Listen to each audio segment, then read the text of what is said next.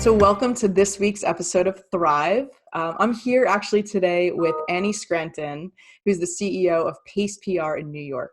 We're chatting about the many transitions that agency owners face on a continuous basis, whether that's personal, professional, and she's going to share her story about how she's actually been able to navigate them.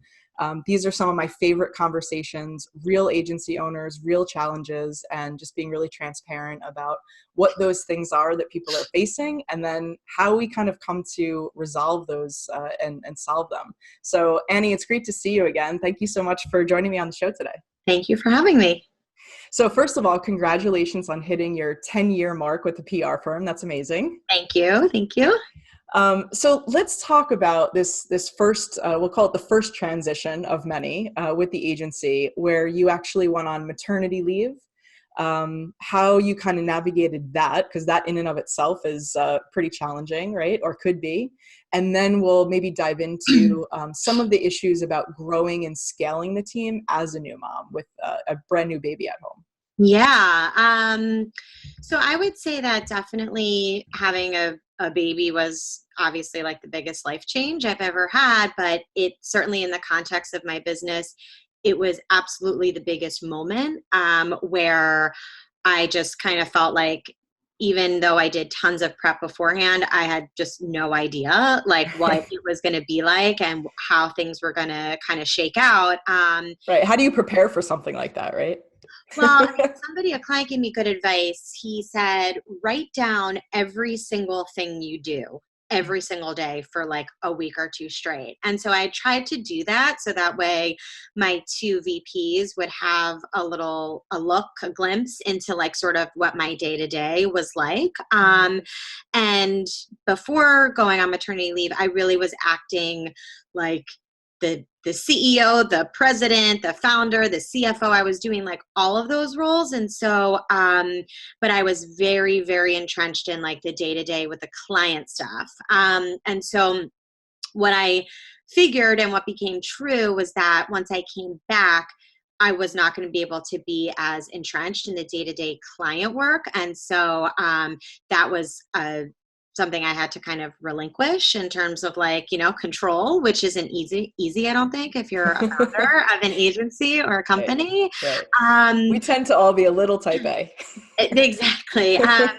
But what really was like so surprising and like the best way is that when I had so much anxiety about telling my clients I was pregnant and I would be out on maternity leave, and they all surprised me. Every single one of them was so happy for me, was like, don't worry, it'll be fine. We'll figure it out. I'll work with the others on your team. And they truly meant it, actually. And so I think that was something that I had underestimated because being in the service industry, you're there to serve. And so you're not really there to take time off and not to be working. But I think for my clients, particularly those who are parents themselves, I think they understood it. And I guess believed in me and believed in the foundation of what we were doing. And I should say I only took like 2 months where I was fully off. So it was not a long maternity leave. And then I came back slowly, like sort of a couple days a week until I hit 5 months. And that was when I came back from maternity leave,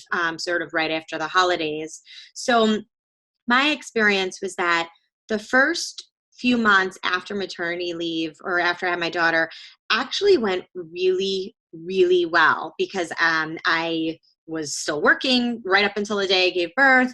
We had lots of planning meetings with my senior staff about how they were going to fill in the gaps and what was most important, et cetera. And I really was able to just enjoy my daughter and not worry about work for 2 months, which was awesome. And everybody should do that 100% because you'll never get that time again. Right. And it was really wonderful. And then dipping my toe back in like a couple days a week was good. It was definitely like one of the benefits of being a founder and owning an agency is just sort of write your own path, back in after. So that was really good.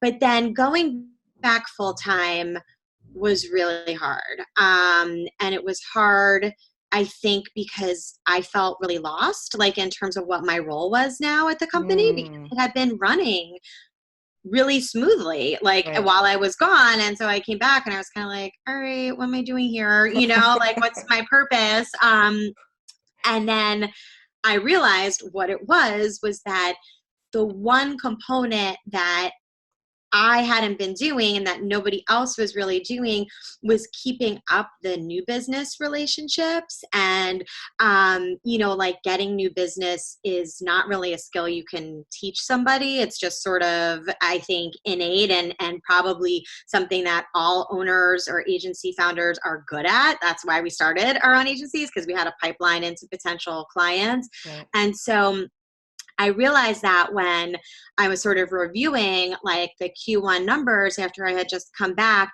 and they were not as strong as the previous year. And that was the first year in 9 years of business at that point that had ever happened to me. So And that was just last year. that was just last year. Yeah. And almost exactly a year ago. And that really freaked me out because I had always been on this like slow trajectory up. And now we were like looking to maybe just break even with the year before. And so that was a big realization for me, was that running the day to day and keeping the current clients happy and sort of keeping up with that work, my team totally expertly handled, but having sort of the foresight to keep the company growing was something that I wasn't in the headspace to do while I was enjoying my new baby. And that was sort of the first big challenge of 2019, was figuring out, okay, what are we going to do here, to kind of keep Yeah. growing. Yeah. So it's interesting. One of the things that you said early on was that you had all of this anxiety about telling the clients, Yes. right? So that anxiety, I'm imagining, was coming from a place of like, are they going to think that I'm incompetent? Are they going to look at our agency as less valuable? Would there potentially be some attrition because of this? Was that all like the underlying feeling of that anxiety? All of it. Yes, Yeah. 100%. And also being the one who primarily signs the bulk of the new business and the bulk of the clients, many of our clients, want me. They want me involved. They want to talk to me. They want to make sure I'm working on their accounts. And my staff is tremendous, but there's still that connection, And so, yes, I was very worried about, would they feel like they weren't getting their money's worth if they couldn't get me on the phone? Would they feel like their account wasn't going as strong if I wasn't actively pitching them to producers and different media? And then, just from my own perspective, before I started my agency 10 years ago, I always worked in corporate culture. I was at various TV networks at Fox, CNN, MSNBC. And I remember being, younger, like in my 20s, and seeing people take their maternity leave and then realizing, okay, now the bulk of the work they were doing is going to fall onto me, and feeling like, I was so naive at the time, but feeling sort of like, well, this isn't fair, now I have all this extra work to do. So Right. I was worried about my staff too, like feeling like they weren't feeling supported because I was out.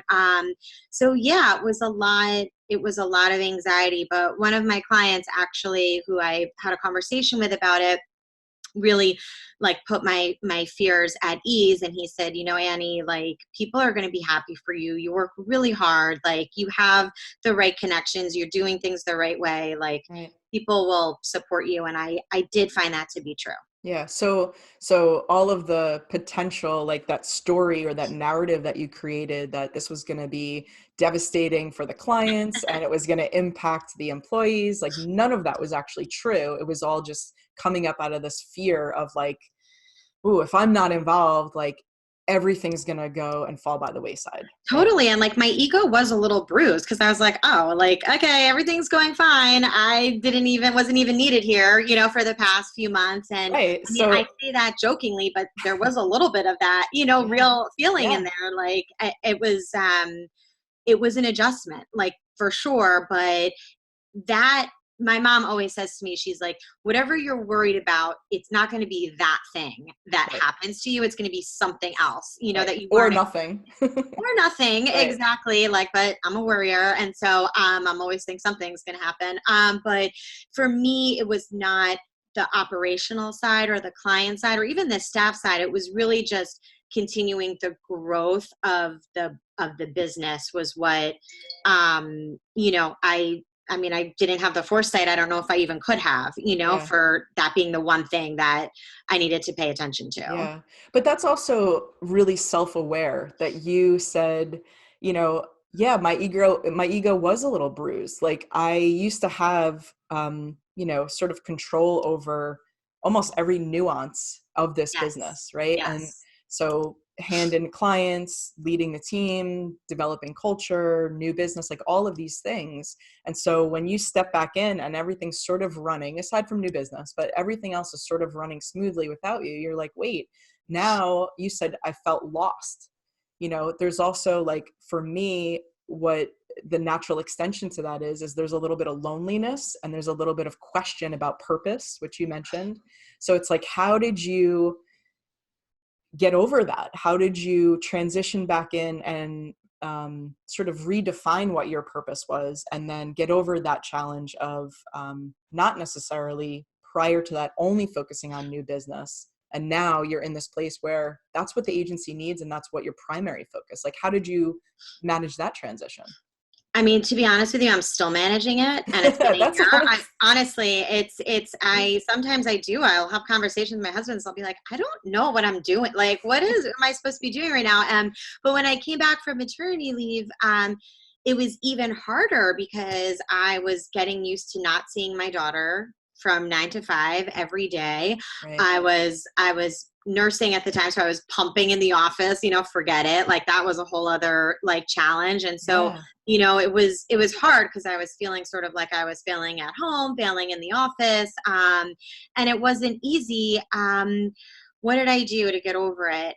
I think somebody just told me another piece of good advice was to spend your time doing what only you can do and not what others on your team can do. And so that is where I tried to really dive in terms of new business, of course, just like oversight, generally speaking, of how the company was working and flowing, hiring, like that was something where the rest of my senior team was knee deep in the day-to-day work. So I was like, okay, I'll take on the responsibility of actively hiring and doing those interviews. So and now I think it's more, my role, it's harder to define because there's not, like, I'm always thinking about how to keep growing and scaling my company and what are more services that we can offer to clients and how can we implement that without burdening the staff that we currently have.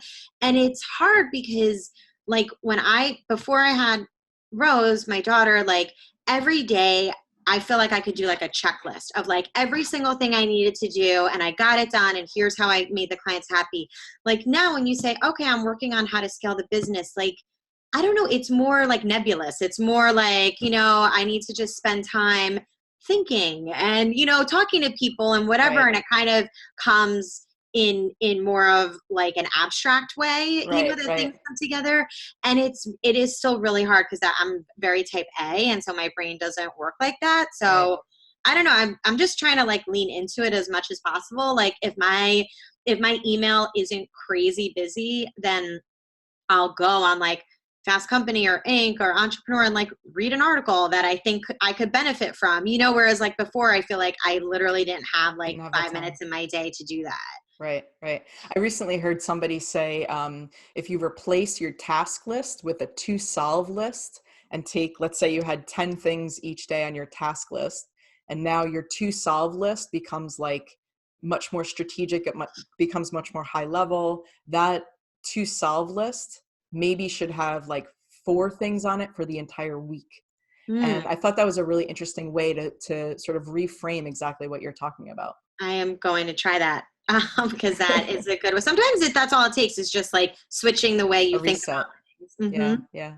So then, so just kind of moving into the next big challenge that you faced, you at some point between what we're talking about with the maternity leave and coming back, you had 4 employees actually quit and give notice and leave within like just a couple of months of each other. And, you were pretty clear when we talked last time that you knew that the issue wasn't systemic. They were all for Mhm. different different reasons, but that it actually did impact morale. And so I'm curious to know how, as the visionary, as the founder, as the leader, how did you sort of help that transition as well? Well, I just tried to be as honest and forthcoming with my staff as I could about each specific situation. And I tried to also very quickly hire freelancers or find new people to fill in the gaps, so that way, at the very least, the current staff wouldn't feel overloaded by having Right. to pick up the work. So I think those were just very easy tactical things that I could do. But it was really hard, like super hard, because most of my staff has been with me for years and years and years, and so it was just like it was a shock for sure. And so each situation was really different, and I think that most of in each situation, I just was as honest as I could be, with Yeah. the team about why that person had left. But we tried to just to keep the morale like up. We just tried to do more, like, have more moments where we were sort of trying to all feel good about something that we did, or like a big accomplishment. We Yeah. do every week, on Thursday afternoons, we do weekly wins. So it's like, what was your big win for the week? So we try to just do that. I try to highlight when a staff member had a great booking or had a great client, initiative that went well. I tried Right. to make that feel more like a moment within the team, Hmm. so people would feel good about their work. And I think that's all good, and I think people do appreciate that. But at the end of the day, I think what people care the most about is either, are they getting more money, or are there perks that are gonna like benefit them, so we try to just be even more flexible than we could about like time off or people needing to work remotely sometimes. Hmm. But yeah, it kind of sucked. It was like, I'm not gonna lie, it was very hard for Yeah. sure. Yeah. So I'm curious to know, like, through the spectrum of a lot of these experiences that you're talking about, which are so common in agency life, right? Um, so many agency leaders can absolutely resonate with one or all of these things.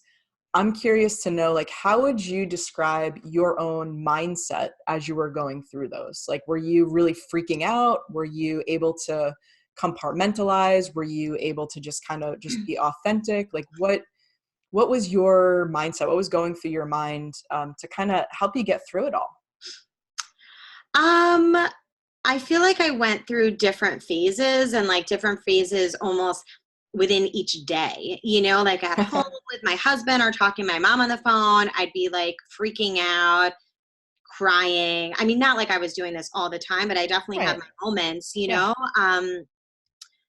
having trouble sleeping. You wake up and you're like, oh God, how am I going to fix this? Or what are we going to do? Like, I don't know if that ever goes away as long as you're still like involved with running the company, because I don't know, like I have 12 people that are on payroll. Like that's a big responsibility, that you have to worry about. Yeah. But in the office and for my staff, I definitely try to, you know, be as reassuring as possible about everything, because I mean, losing some of the staff members was hard, but we were fortunate in that the business was never at a point where we had to be worried, about Mhm. layoffs or anything like that. Like, Right.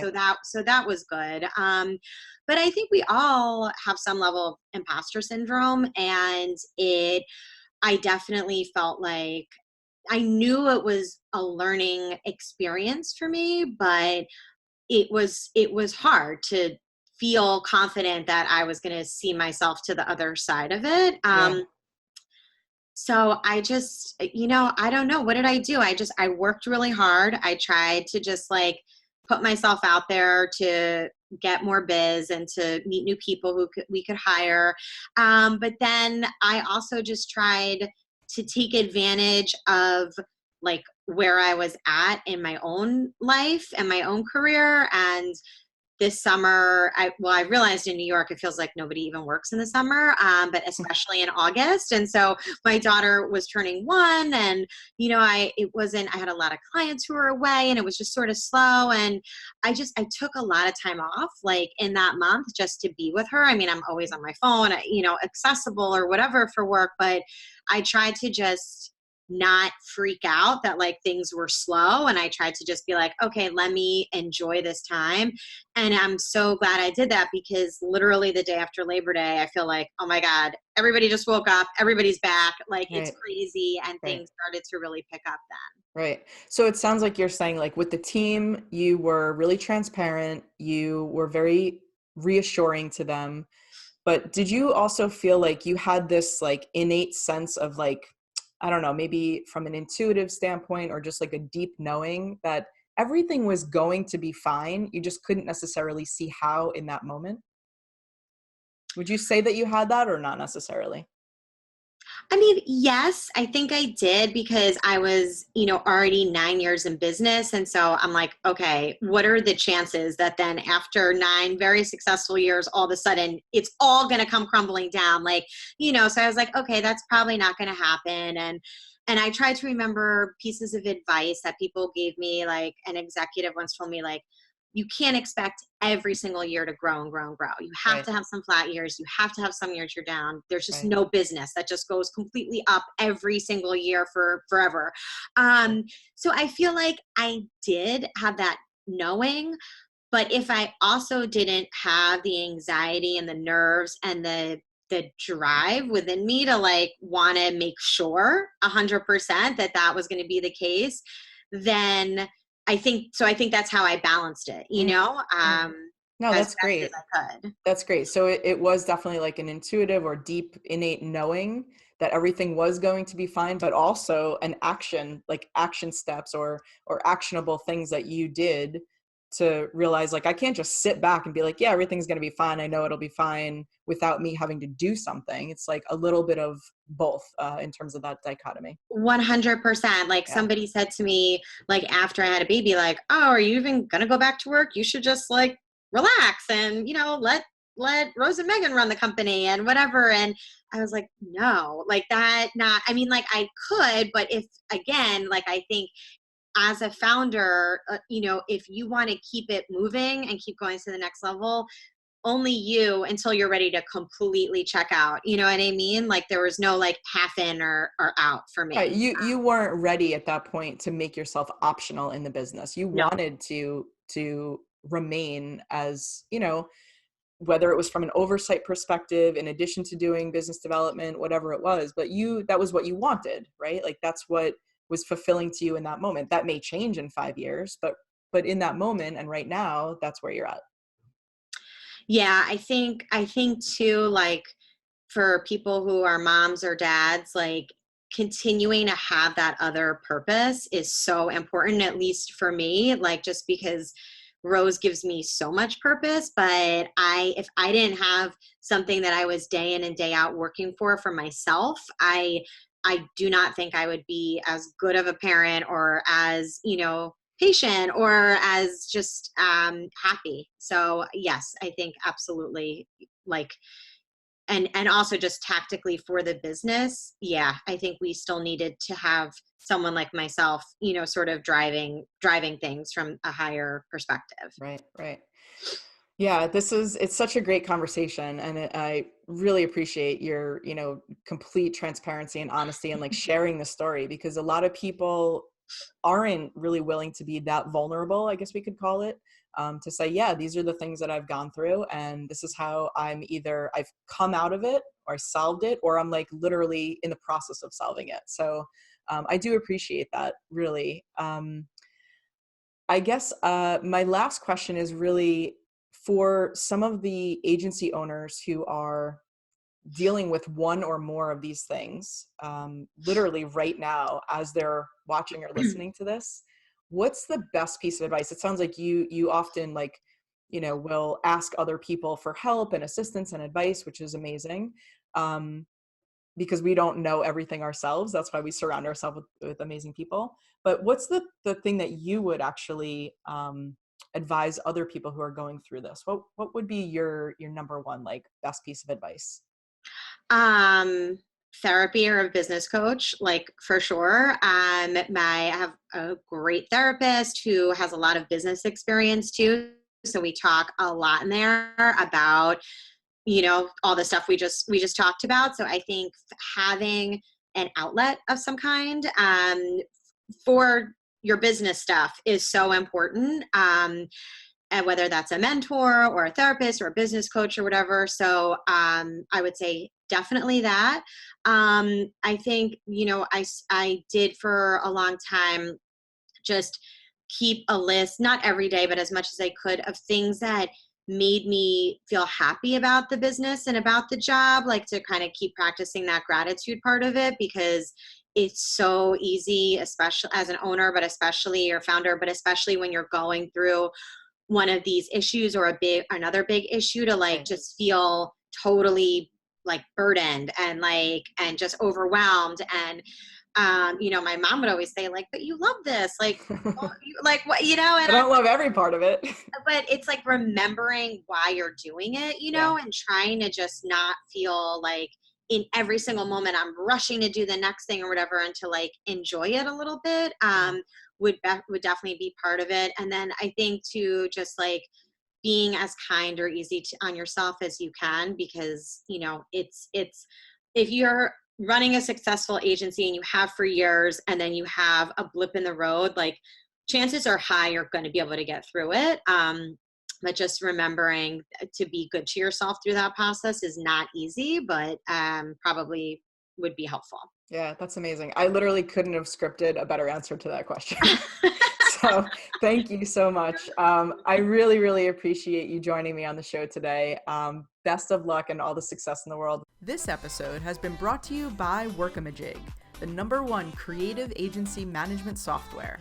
Show notes at thrive.workamajig.com. Find out how your creative agency can become more productive and more profitable. Schedule your demo at thrive.workamajig.com.